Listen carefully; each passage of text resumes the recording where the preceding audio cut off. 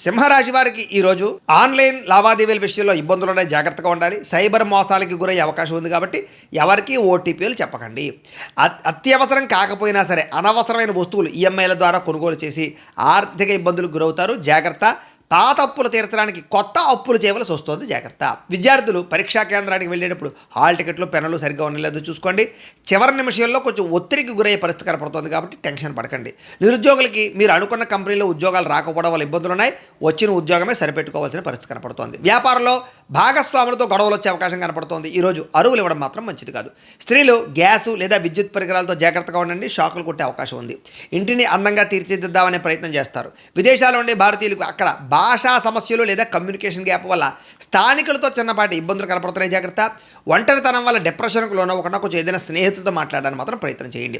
Self driving చేసేటప్పుడు మత్తు పదార్థాలు సేవించకుండా ఉండండి. నిద్ర వస్తే కనుక జాగ్రత్తగా వ్యవహారం చేసుకోండి. ఆ గూగుల్ మ్యాప్స్ని వీటిని నమ్మి ప్రయాణాలు చేసడంలో కొంచెం ఇబ్బందులు ఉంటాయి.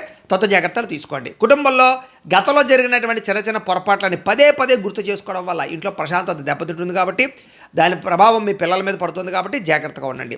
ఇరుగు పొరుగు వారితోటి సరిహద్దులు లేదా పార్కింగ్ విషయంలో వివాదాలు కనపడుతున్నాయి. జాగ్రత్త.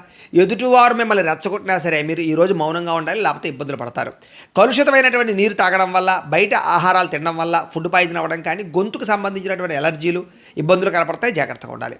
ప్రేమికుల మధ్య అనుమానపు ఆలోచనలు, చాలా చిన్న విషయానికి ఇద్దరి మధ్య దూరం జరిగే పరిస్థితి కనపడుతోంది.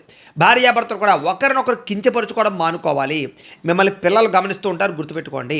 ఇక భూములు, గృహాలు, వాహనాలు క్రయ విక్రయాలు జరిపే సమయంలో నష్టాలు ఉన్నాయి కాబట్టి అవి అమ్మడం కొనడం వాయిదా వేసుకోవడం మంచిది.